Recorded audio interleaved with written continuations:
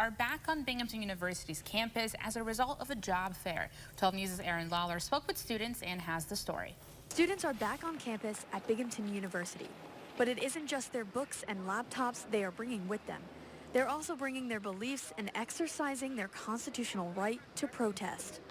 A lot of the companies here have ties to the military, so we're trying to educate students on what they're being roped into by going to these career fairs, and we're trying to raise awareness to Binghamton University's ties to the military-industrial complex.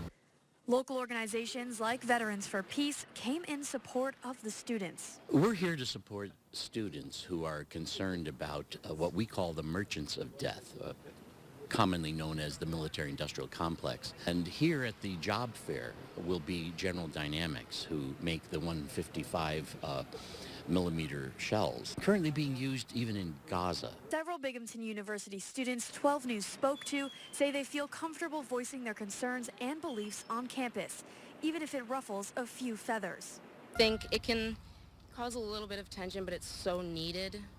You know, everybody's got to say something or else nothing's going to be done. I feel like it's good at some point. Like, it's like people are able to do what they want and stand up for what they respect. One student points out how standing up for what you believe in isn't always an easy thing to do.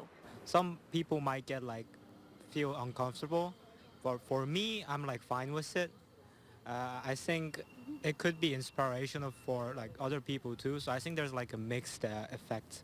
12 News reached out to the companies that were protested but have yet to hear back. Binghamton University sent 12 News a statement saying, in part, quote, "University police and professional staff are present to respond to any attempt to be disruptive. Interference with any invited employer or fair participant will not be tolerated.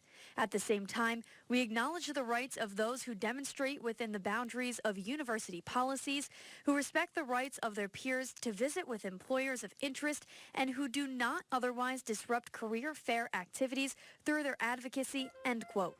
You can find the whole statement on our website, wbng.com. Aaron Lawler, 12 News, Broome County.